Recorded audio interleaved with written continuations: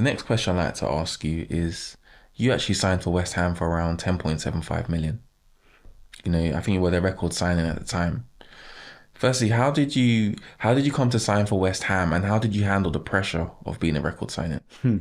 Yeah, I think in the end it was 12.75 with add-ons, so it was all right. How did I handle that? How did I come to sign for West Ham first?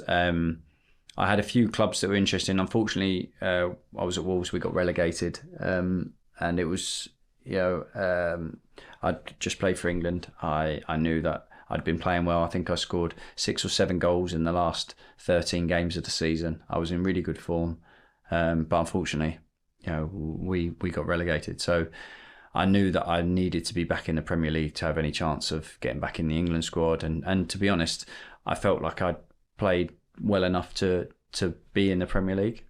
So I had a few clubs that were interested.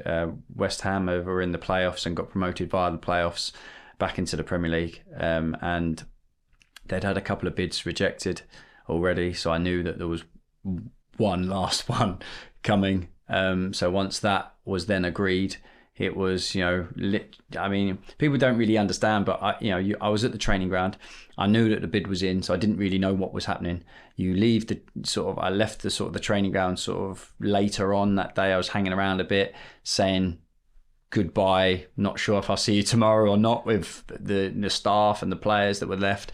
I carried a black bin line with all my stuff from my locker just to the car, just in case, and then I got home, and then you get a call saying that it's been agreed, and then you're like, right, I got to pack the house up, and with the 2 cars, the 3 dogs, put them all in the back of the car, drive back down south, and then meet my agent in London to then go through everything down there. And it is amazing that you're in with a group of 25 players with staff and everything. I've been there 5 years, to then just get picked up, put and moved into another squad of 25 with other groups the next day.